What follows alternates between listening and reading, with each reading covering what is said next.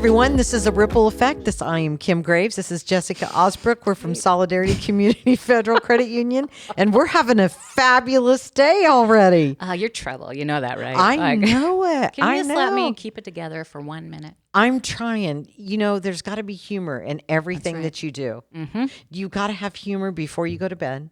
I like to watch the Comedy Channel, so I make sure that I'm happy when I get up. Okay. And then I always try to have happiness during the day. And that's me. I'm her happiness during the day. There's my happiness during the day. So you have some more happiness we for do. us. We have Lucy here. Lucy, thank you for joining us today from the Alzheimer's Association. How are you? Good. How are you two? Good. We're crazy. That too. Good and crazy. Yeah. So Lucy is here to talk about the Walk to End Alzheimer's, but the Alzheimer's Association as a whole, because sometimes I think folks get Alzheimer's confused with some other different types of diseases. So what is it? What's Alzheimer's? Yes. So Alzheimer's is both a form and cause of dementia. So dementia is basically when the brain ages and just doesn't work as well as it used to. It's just like our knees, when we're older, we're more prone to diabetes and things like that. The brain gets older as well. So I always try to assure people that dementia is very normal. A lot of us will probably experience a certain level of dementia when we get older, and that's okay. It's a sign that you've lived a long and healthy life. So no need to fear dementia, but Alzheimer's is a disease, and it is characterized by the buildup of plaque, and it's specific to beta amyloids and taus. Those are like big words that they've just told me to say. But those Did you are have like to go to medical school for that? I had to watch a lot of YouTube videos about this stuff because people were asking me, and I was like, I'm not a science person. But I'm a fundraiser. Yeah, I'm a fundraiser. I'm a walker. But yeah, that's what characterizes Alzheimer's, and essentially the plaque built up in the brain, and depending on where it is in the brain, that can also affect the type of disease that you have. So, like for example, like Bruce Willis, he has frontal temporal dementia. So that's a really really tough kind because your frontal lobe is your personality, who you are, your memories. So very very sad for him and his family. But then Alzheimer's can present in very unique ways. So like, for example, early on, the signs probably aren't showing up in the most vital parts of your brain yet. So like, for example, something we hear a lot is, oh, my mom loved to cook and she can't cook anymore. So it's like she can still function. Her body knows how to function and take care of itself. But like hobbies and different things will start to like kind of fade away. And that's what Alzheimer's is. And Alzheimer's is also, it won't come back. It could come in one day and out another. And then eventually Alzheimer's is progressive. So the brain, it'll start forgetting hobbies, friends you haven't seen in a long time, books that you read a long time ago. And then it will go into, driving, taking care of yourself. And then eventually the brain will completely forget how to take care of itself, incontinence, trouble eating, different things like that. So it's a really horrible disease. It is like where they're at and is what they're doing. Unbelievable. Yeah. It's an unbelievably unfair disease for people to get because we don't know why people get it for the most part, do we? No, there is one risk factor gene that you can get tested for, but even that doesn't guarantee that you will develop it. They're doing a lot of research right now as to like what causes Alzheimer's and different things. Obviously, the brain is just like the rest of the body. If you have other health issues, you're more prone to it. Like the heart and the brain are best friends. So, that's doctors, heart doctors, are keeping an eye on your brain health as well. And they're finding a lot of correlations between heart health and heart medication and it preventing Alzheimer's. So That's incredible. I mean, what are the first signs? I mean, forgetfulness. I know that has to be one of the first signs when somebody is like, "Oh, I can't remember." Forgetfulness, that's a hard one because we all forget stuff all the time. and sometimes you're like, "Whoa, I really forgot that." I know. Yeah. How do we know? I mean, it would be like I mentioned, like something that someone has known how to do their whole life, and like they forget how to do it, or like they're in the middle of something, and they're just like they lose their train of thought where they're going. Like we've heard like elevators, like in the early stages, someone's mother-in-law went to go in the elevator and they were somewhere together, like an event venue or something, and they went in like 30 minutes later and she was still in the elevator because she didn't know what to do. She didn't know how to get just off. Like situations like that where you're like, that's really not right. Whereas that's not like her. Yeah, whereas someone with dementia, would like normal aging would probably like have figured it out at that point, So there's a big difference between the two, which I think a lot of people associate the two as being the same thing when they're actually You're not right. Absolutely, at all. they do. Yeah. So, I mean, like my knees have dementia. They've forgotten about you. They kinda- So when I we talk mean, about Alzheimer's, we generally think that it's our parents or our grandparents, and that isn't always the case, is it? No. I've heard about people who have been diagnosed in their 40s, and what's super interesting but also a bit scary is that the biomarkers in your brain and in your blood and your body will start showing up 20 years prior.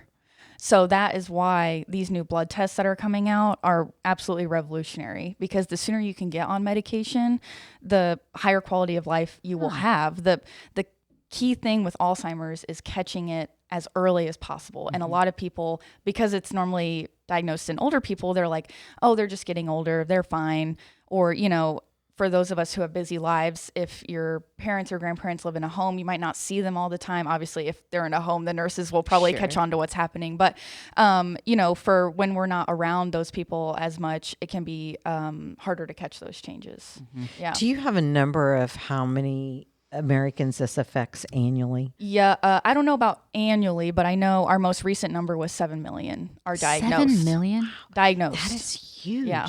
Yeah. And in Indiana, it's about 120,000. My goodness. So yeah, 7 million. I think we like to compare figures to help people. I think it was the population of Indiana in like 2023 or 2024. So does the medication, what does the medication do? I mean, does it help with their memory loss, or what is exactly? Yeah. So there are two primary categories of medication. One treats the symptoms. So you've probably seen the commercials on TV about the anger and agitation. Yes. There's several medications out right now to help with that.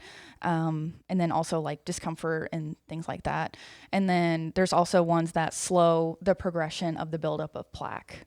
So, but it, like I said earlier, it really depends on when you catch the disease, because if you don't catch it early enough, you can't get on those ones that slow the progression because you're too far along. Well, the body is so unbelievably complicated, and every single one is different, and brains even more. And every single one is different. So we're stuck fundraising and just searching for something that will help people for it. And that's why we got to raise money. Yeah. Which you think this is kind of crazy, and this may be a stupid thing, but the buildup of plaque on your brain, you would think would be easy to get rid of, because you get plaque on your teeth and you get rid of it. It's funny you mentioned that. I read a Because really I mean, interesting article. I'm thinking. I'm not talking about it because I'm not sure it's a official study or But anything think like about that. it. If you can get rid of it, why can't you get rid of the plaque on your brain? Okay, all I saw, and I'm just going to, is brush your teeth, because there's a possibility that those two can be correlated. Yep. So brush your teeth twice a day, floss,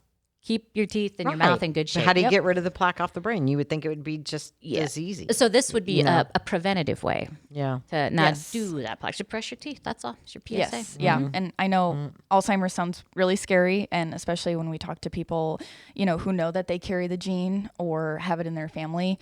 But I always like to say to people, it's, just like preventing getting other diseases like heart disease or diabetes. Like, you have full control of, prolonging, your healthy brain. And there's ways of taking care of yourself, like reading, doing your hobbies, not being a zombie and just working and coming home, watching TV, going to bed. Like, take care of your brain. It's your friend, and it will reward you. I saw something that said that if you're not right with your undominant hand, and do things with your undominant hand, and it helps your brain. Yeah. Challenge your brain as much as you can. It's like going for a run, Yeah. I'll start using this. I'll start by using this when I eat. What? Instead of this hand. You should. I don't know about eating. I mean, when I pick up my drinks, that I use all day. I think maybe we'll have we're going to move your mouse to the left side. That's what we're going to do. Just a thought. It was just a thought. Okay. Yeah. Worth a shot. So if somebody wants to find out more information, where can they go? Yes. Do you have a website? Yes. I always recommend checking out alz.org. Okay. It's a beast of a website because there's so much information on there. So I always say, don't let it overwhelm you. Just take your time. They're categorized pretty well. So we have a lot of resources for people who think they might be experiencing symptoms, family members or friends of people who are like, I'm thinking this person, might be showing signs of Alzheimer's. And then there's also resources for once you're in the journey. So caregiving, we've got stuff on late, middle, or early, middle, and late stage. They've really done a fantastic job. Well, when we talk about caregiving, a lot of the times it's Yeah. family, and that takes a toll too. It's a huge toll. Mhm. Yeah. I honestly don't know if I could do that. Well, and Yeah. my mom's a nurse, and she Yeah. has said, she's like, sometimes the person taking care of the sick person, it's so much stress that maybe they pass first. Yes, it is. We have a lot of resources about managing caregiver stress, and we've got like online trainings and things because it's hard to get to things in person, especially when you're caregiving. But yeah, it completely changes the entire family's life. Yeah, Everybody's when there's a affected. diagnosis. Yeah, I know of a couple people right now, Wow, and it's that stinks. and I can see it from a distance because I'm not real close to them, but I watch it on a regular basis, and it's very heartbreaking. Yeah, But To see it go on. So and there's something you can do to make you feel a little bit better, because it doesn't feel like there's a lot you can do to help someone with it, but that Right. isn't completely true. There's a big walk coming up in Kokomo on October 4th. I heard. Yeah, tell us a little bit about it. Yeah. So the Walk to End Alzheimer's is the world's largest campaign dedicated to Alzheimer's care support and research. We hold walks every fall in, I believe, over 600 communities, and that includes Alaska and Hawaii. I Ooh. checked. Yeah. Yeah, I need to go to the Honolulu one for research. I mean, we'll go Yeah. with you. Yeah. we're definitely Yeah. down for that. Podcast on the road. Uh, But yeah, it's all over the United States. So we have 13 walks here in Indiana, and Kokomo is one of them. Yeah, So October 4th. exciting. We Yeah. are a proud sponsor, and we have been Yes. for a long time of the Walk. We to have a End Alzheimer's. team. That's right. We've got a team. Yeah. Solidarity. Yeah. That'd be great. It's going to be at Foster Park. No entry fee. Foster Park. Okay. Yeah. We'll have, some decorations. We'll have hopefully some performers. We're working on making the walk day a bit more lively this year. Cause really, I like to say it's a celebratory event. I think it really celebrates those that we've lost to Alzheimer's, and also, is a show of support for those currently in their journey. Do you still do the flowers? Yes. Like the flower pinwheel type of things? Of course. So everyone who registers will get a flower. We have 4 colors. Purple means that you have lost someone to Alzheimer's or dementia. Yellow is that you are caring for someone or might have someone that you're supporting as a family or friend. Orange is that you may not have a personal connection, but you support the vision of a world without Alzheimer's. And then blue is if you have Alzheimer's or dementia. Yep. Wow. So can we sign up the day of on October 4th? Yes. Okay. Yeah. But you can sign up in advance and start Yes. fundraising anytime. Yes, you sure can. You can go to actact.alz.org/Kokomo, or you can just look up Alzheimer's Walk and it'll pick up your location. Now, what if somebody just wants to make a donation? How would Yeah. they do that? Yeah, you can also just go to the website and make a donation. I always say walk day is not required. It's sort of like the cherry on top to the Yeah. year long. But we're out in community all year long, and if you just want to do a little thing and help out, there's no pressure to come to walk day. Yeah. And the money that you raise, that goes towards research. Yes. So the Alzheimer's Association is amazing in that 77 cents of every dollar that we raise Great. goes back to Alzheimer's care support and research. And the Better Business Bureau not requires, but advises that nonprofits do at least 65 cents. So, we're super lucky to have the walk that allows us to do such a high margin. And I just want to point this out. We do not expect high quality professional people to run businesses, especially nonprofits, for free. So we have to raise some money because we need people to also do this work. Yes. Yeah.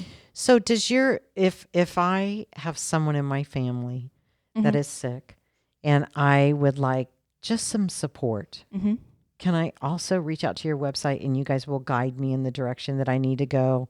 I mean, I just want to talk to somebody and say, this is what I'm struggling with. Yep. Mom has dementia and her moods are changing. What can I do? You guys may be able to guide me in a direction that will be able to make me feel better about how I'm handling the situation. Yes. Or guide me towards someone that can say, here's some suggestions. Yeah. So if you go onto our website, you'll see our 24/7 helpline Okay. number. And I don't know it off the top of my head. I apologize.